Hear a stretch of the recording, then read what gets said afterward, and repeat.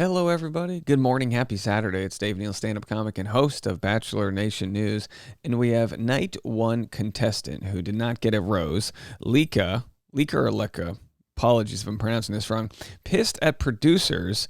And I'm going to read what she said in her statement. She's been very careful to toe the line about what she's allowed to say, what she's not allowed to say, and she's done a good job of letting the audience fill in the gap. Now, I already shared the first video I have of this topic with you guys, and it's actually received a ton of love. It's got over 50,000 views here, and essentially, we filled in the pieces of what we knew happened. She, of course, licked Zach's ear. She told us in this past video that she wanted to do a Tamil ceremony where she puts the roses over his neck and shows him what her culture's like. She's the first contestant ever on the show from Tamil descent. Well, she now says a few more things in an Instagram story that she's probably, I would not be surprised if producers have said, hey, you've gone a little bit too far here. Stop talking about this. But that's okay. Let her share her story. This is what happens when you promise something to somebody and then don't deliver. They're going to be upset. All right, do me a favor. If you like me delivering for you guys on a Saturday, hit the like button. Appreciate all the support. So, of course, Reality Steve said that Leka stopped the rose ceremony in the middle of it to tell Zach she tried to talk to him the entire night, and then producers told her she'd be allowed to, and that never got to happen. So we know that somebody leaked that to Reality Steve, and then we, of course, know that she was saying, hey, look, I don't know why they didn't want to do the thing I wanted to do, but in the end, I'm okay with looking him in the ear. That's what I did. Here's her update. The Bachelor Nation community doing work the TV screen didn't. I'm aware and being sent some of the stuff coming out, and I'm so very grateful. At least some of you guys know a bit of my story from that night.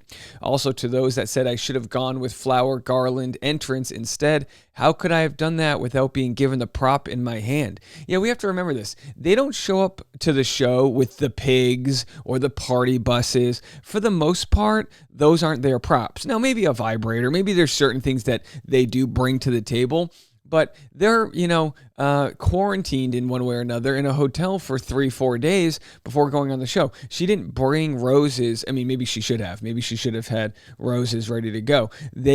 Producers can influence the decisions they make on their limo exits. At the end of the day, she didn't have to lick him in the ear. She said she owned that. It was perfectly fine, but that she didn't get a chance to do what she wanted to do. Here's where it gets interesting. She said, maybe, and again, of course, whenever we have a hypothetical question, we need the X-Files music here. But she said, maybe my lack of screen time was them trying to protect a certain image of the show and that of their lead. Maybe showing only tears out of context was them trying to get back at me. Who knows? It means so much you guys still saw my true character and personality shine through, no matter the lack of screen time or edit that was shown to the public. I stayed true to myself and authentic throughout the process and will continue to do so within the limitations I can. And believe me, I've cried more reading your comments and messages of support than over any guy I just met one night and barely got to talk to. Well, there's a very big lack of commas used in this sentence, but I understand the point. Yeah, look, you go on the show. In most cases, you either take a leave of absence from your job or whatever. In some cases, you get to be a top 3 finalist or become the lead or, have a situation that you get to monetize and profit off of. And then there's situations like this where, you just look like it's forgettable. It's just a very quick part of the show. And that's nothing about her personality or who she is. It just means when they start with 30 people, they've actually increased how many people they start with. They're going to quickly get rid of some. Like a few nights ago, they got rid of 10 people. So here's a random comment I chose that sounded, as well phrased. She and others were promised a chance to speak to him and lied to and then sent home. Because a lot of people have been saying, why didn't she just let it go? Who cares? Well, no one's looking at it from her shoes. After all that wasted time to prepare and come on and wait for that one night, I think they are intentionally mistreated, frustrated, have their time wasted just to get the tears they are after for TV. These women aren't going to cry over a lead they don't even know, so how better to make them cry than to treat them and their time like it didn't matter, and they were disposable, and producers didn't even respect them enough to not lie right to their faces. I have a feeling the tears are because they realized they were used, misled, and being discarded without ever getting a chance to see what the experience is about, and that is the goal. They can edit it to look like they are crying about anything they want after that, and they do. And of course, they sign these contracts that pretty much say that they can use their likeness however they want. I know our friends at the She's All Batch podcast just interviewed a alumni that have said that they literally cried just so that they would be given a treat, a hamburger afterwards. These early episodes, there's 30 people. Now, there's a lot of producers working on the show, but I'm sure they've got their hands tied. They're like, all right, you'll get a chance with them. You'll get a chance with them. Unless we clone the lead, some people are going to get shafted, and it appears that's just what happened right here. Now, speaking of others that may or may not have been shafted, here's Madison, and she was on the podcast, which Susie may be auditioning to co-host here with Grocery Store Joe. Let's have a listen and see what she says about pulling Zach multiple times. Multiple times. Do you regret that? I do not regret. I believe everything happens for a reason, and it's so cliche and it's annoying to hear, but it's true. I am sitting right here for a reason. I know for a fact that if I do look back and I think, well, if I didn't pull him that second time, would things have been different? But he wasn't my person, and I know that, and so why prolong it and regret making that decision? So I don't regret it. I regret some of the tears I shed, but would you say those tears? Would you say those tears were because you felt there was no connection between you and Zach, or were they a mix of just like overwhelmed? Yeah, overwhelmed. Yeah. I'm going home night one. That's embarrassing. Yeah.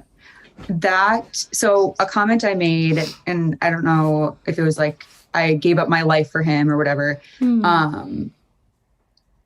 There is so much emotion within that comment. It's not that I gave up my life for a man that I've never met.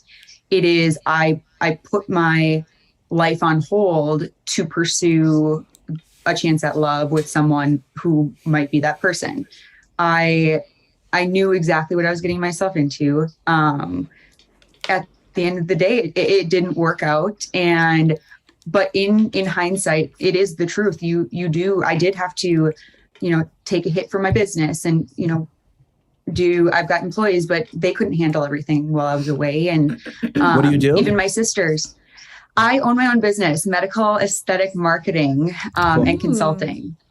Nice. So work with a lot of dermatologists, facial plastic surgeons, do their marketing and business.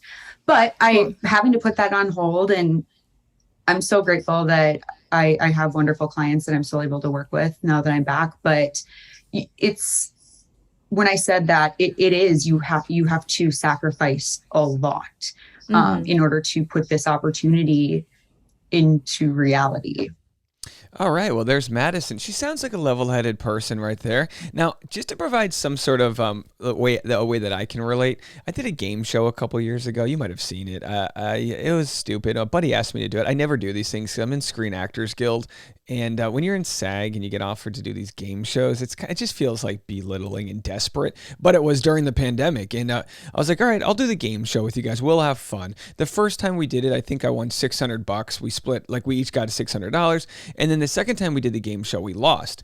And I was like, we're the only people on this whole show not getting paid. The sound guy, the engineers, the PAs, the craft services, the parking attendant, the producers, the host, everybody else was getting paid. And I was like, this is so desperate. This is like, what a weird late stage capitalistic world that I'm on a game show trying to make rent. It was just one of those instances. And this is a game show in a sense. It's a show for ratings where every single person's getting paid except for these contestants that go on the show. And sure, they know what they're signing up for, but it still leaves you feeling a little raw if you don't feel like you got out of it a fair shot. Now, Madison probably got more of a fair shot than Leica because Madison actually had some conversations, snuck a kiss in, not just a lick on the ear. But in the end, I don't know a better strategy other than showing up and only going on the show if you know you're going to get nothing out of it, because then it's not a raw deal.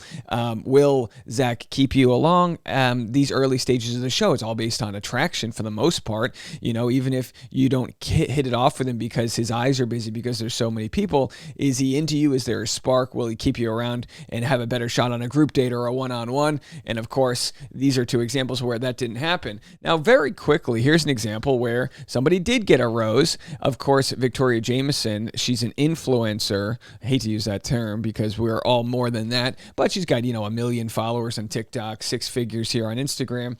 She hard launches her divorce when she announces she was going on The Bachelor. Now, she got divorced 2 years ago. She just never talked about it publicly. Here's a very funny, indifferent take on the show where she, in the most dry humor, describes what it's like to be on The Bachelor. Have a listen.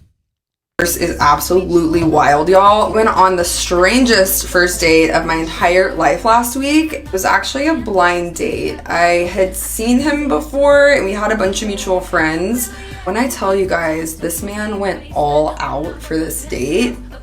Flew me into town, like a private driver picked me up from the airport. He told me to bring like a fancy dress, so I'm thinking like this is gonna be big. So the first kind of weird thing is when he sent the driver to pick me up to meet him, there was like other people in the car, and I'm thinking like, okay, so it must be like an Uber pool or something economic, But we pull up at this literal mansion, get out, and he is like waiting for me in the driveway, and it's like super romantic, very thoughtful. All right, very funny. You can go check the whole thing out. And then another woman licked his ear, just typical first date banter. All right, unless there's any other breaking news stories, that'll probably be it for me. A quick, let's say a few notes I wanted to mention. Ben Higgins, I had a story earlier this week. I wanted to post not an apology, but just like an update. He did not see his ex Lauren on the golf course.